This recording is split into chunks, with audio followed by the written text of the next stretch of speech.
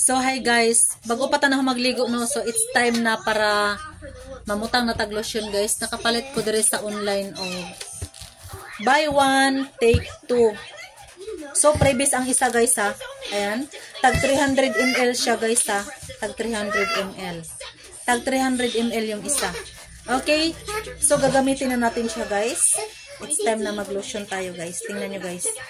Pak, ang ganda niya, di ba? Milk lotion siya guys ha. Ayan. Maglo-lotion na tayo guys. Milk lotion siya guys. SPF 50 siya guys ha.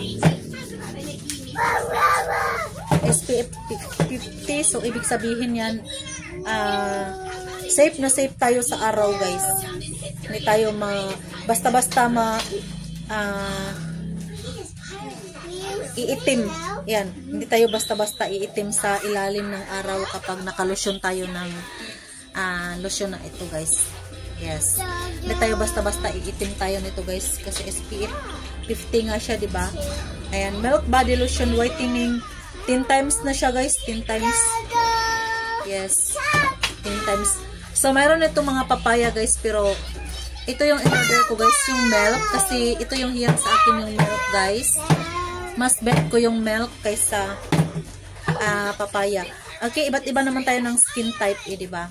So, kung papaya, pwede rin basta yung alin yung gusto mo, diba? Okay? Ayan. Ang ganda niya guys. Dali lang siyang ma-blend. Madali lang siyang ma-blend. Pak, ang ganda, diba? Ayan. Like na like ko tong lotion na. Ang bango-bango pa niya guys. Grabe, promise. Okay? Yan ang share ko.